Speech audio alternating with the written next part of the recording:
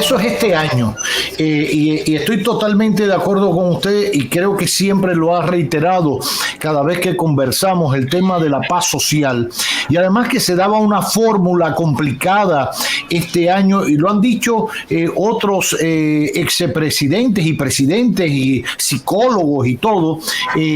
Tanto tiempo de claustro, de gente encerrada durante la pandemia, traería por naturaleza propia ciertos desequilibrios sociales, porque la gente estuvo mucho tiempo encerrada, no estaba adaptada a eso, y uno dice, no, pero eso fue en el 20, no, pero todas esas cosas se siguen reflejando. Entonces usted se imagina, eso latente en la gente por estar tanto tiempo encerrado en medio de la pandemia que no ha concluido, guerra por un lado, etcétera, etcétera. El hecho de mantener la paz social, utilizando mecanismos económicos, como ya ha explicado Fabricio, es algo verdaderamente que hay que aplaudir, que hay que resaltar y subrayar. Como bien decía Fabricio, yo tuve la oportunidad de viajar recientemente con un grupo de periodistas del área económica, sobre todo de la revista Forbes, del comercio de Lima, de otros medios en Argentina, México, y yo me quedaba anonadado de escuchar los cuentos, cómo hacían referencia a sus crisis económicas, cómo se devaluaba su moneda en el caso de Argentina, las medidas en México y en otros países, ni hablar de Perú, y yo callado oí aquel panorama en aquella mesa hasta que todos se miraron y dijeron, bueno, ¿qué va? ¿Y ustedes? Y yo le dije, bueno, ahí están los números, tenemos tanto de crecimiento, esto, lo otro. Ellos se pararon y nos dieron un aplauso, no a mí, se lo dieron a República Dominicana al escuchar lo que yo modestamente podía contar de nuestra realidad. Ahora, ese es el panorama de 2022. He escuchado que 2023 podría ser diferente de alguna manera e incluso preocupante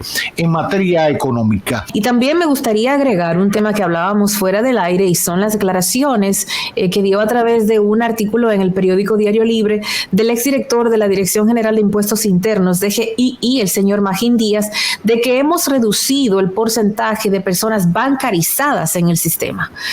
Continuamos con Fabricio.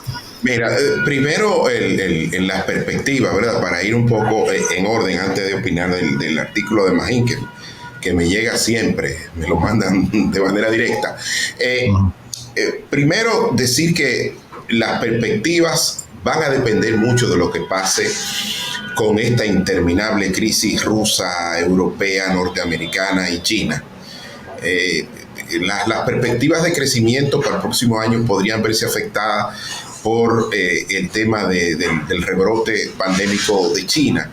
Y aunque el gobierno de Xi Jinping, luego de las protestas multitudinarias en la calle, ha comenzado a aligerar todas las restricciones a la movilidad, pues se espera que eso tenga un efecto sobre el crecimiento de China, ¿no? Y por eso la directora del Fondo Monetario Internacional ha dicho que las perspectivas podrían ser incluso menor a 2%, que sería un crecimiento exiguo.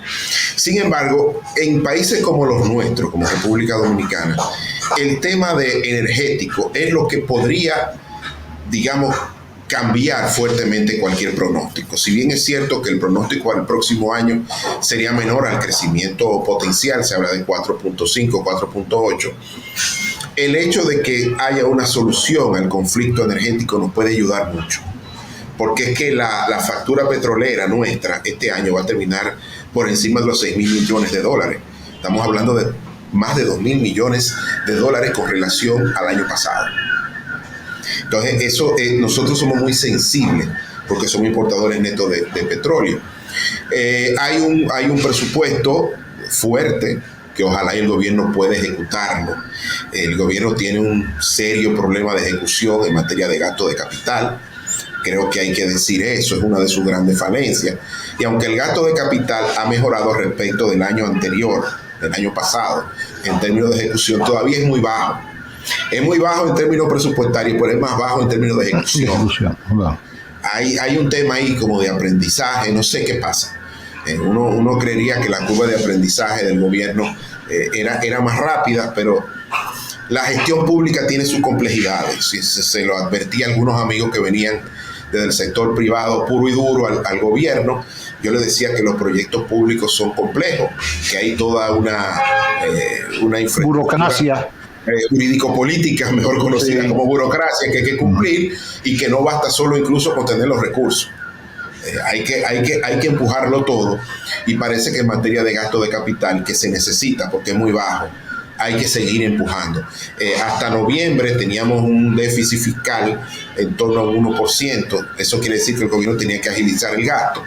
Aunque hay una estacionalidad en diciembre con el doble sueldo que se empezó a pagar desde el día de hoy y otros gastos que se van acumulando, que se presentan en el último mes, pero el gobierno tiene que apurar el paso a ver si cumple con su meta del 3.6. Yo hago aquí un pronóstico que creo que el déficit fiscal no va a pasar del 3.2%. Va a ser menor al proyectado porque, por un lado, los ingresos han crecido más que el crecimiento, digamos, nominal de la economía, apoyado por una mejora en la gestión en las aduanas, que ha hecho un gran trabajo su director, Eduardo Sanz Lobatón, con el tema del despacho 24 horas y con la modificación de la ley, y con la Dirección General de Impuestos Internos, que también ha apurado algunos procesos que estaban muy lentos, y eso se está viendo en unas recaudaciones por encima de las que esperábamos. Estamos hablando de una presión del 15% del Producto Interno Bruto, una presión tributaria que es más alta que la que hemos tenido últimamente. Pero los gastos han sido mayores a lo que por todo este tema de los subsidios, y lógicamente que se espera un déficit fiscal de 3.2%. El próximo año el gobierno va a tener que salir a buscar financiamiento, ya lo está poniendo en el presupuesto, creo que 3.2% del producto aproximadamente. El financiamiento va a ser más caro por el aumento de la tasa de política monetaria de la Reserva Federal de Estados Unidos, que encarece el costo de financiamiento. Es un año preelectoral donde se espera que los gobiernos, de manera histórica y cultural, pues aumente la inversión pública. Ojalá y muchos de los proyectos que están en cartera se puedan desarrollar. Y creo que podría ser un buen año sujeto a el tema de los combustibles, porque tanto el gas natural, petróleo y todos esos combustibles, todavía esa ecuación, a pesar de que hay como una suerte de acercamiento entre Rusia, Turquía y la Unión Europea, todavía no se resuelve. Ahora con que Ursula von der Leyen esta mañana habló de un nuevo tope al precio del petróleo ruso, y los rusos le sacaron la lengua porque vendieron por encima de ese tope, pero a países de Asia. Entonces ahí hay un tema geopolítico que todavía hay que resolver. Pero yo auguro que el próximo año sea un año relativamente bueno, y que ojalá el gobierno tenga la capacidad de seguirse manejando como hasta ahora. Siempre va a tener el incentivo del presidente, que la Constitución le permite repostularse, y que aquí hay una cultura de gasto público en los años preelectorales, que no lo digo yo, lo dice la historia. Ahí está. Claro. Y bueno, yo creo que eso podría implicar un aumento más allá de lo considerable del gasto público y del déficit fiscal. Eso ni hablar de reforma fiscal el próximo año, ¿no? No, la reforma fiscal, y yo voy a hacer el año que viene, voy a comenzar con eso. Voy a hacer una campaña para que sea un tema de la campaña del año 2024. Pero dice el doctor Leonel Fernández que ese no es un tema de campaña. Bueno, lo que quiero decir es que los candidatos que compitan por la presidencia van a tener que hablar de reforma fiscal, como presentar sus propuestas de forma como aquella vez hicimos desde la sociedad civil empujando el 4%, que en el 24 los candidatos tengan una propuesta básica, porque no tiene que ser muy terminada, de reforma tributaria, reforma fiscal. Vamos a ir a fiscal para que sea por el lado del gasto también, porque de verdad que no es posible seguir con un gobierno que cada vez va a tener que comprometer más recursos para el pago de la deuda y restárselo a actividades del desarrollo. Por eso estamos teniendo un gasto de capital tan bajo. Claro. Porque estamos destinando muchos recursos al pago de la deuda, y lógicamente hay que aumentar los ingresos tributarios, para seguir pagando deuda, pero también para aumentar los proyectos que mejoran la calidad de vida de los ciudadanos. Y ese tema ya no hay que huirle más, es un tema que va a ser para la campaña del año 2024, pero hay que tener responsabilidad fiscal. Los candidatos tienen que comprometerse con eso, porque este país va a seguir funcionando y tiene que seguir viviendo. Y hay que invertir en lo social, porque eso es lo que rentabiliza.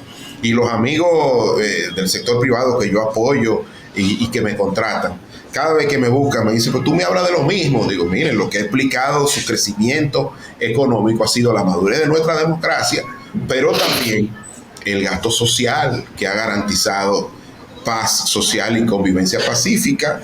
Sin eso no se produce. Vamos a ir al paso. Y con el tema que publicó el colega y amigo Magín Díaz, con el tema de la bancarización, creo que eso hay que mirarlo detenidamente, porque la bancarización había aumentado por las tarjetas de transferencia condicionada, que automáticamente tú le dabas un programa de ayuda y le tenías una cuenta, que era una tarjeta por la cual la gente recibía esos recursos.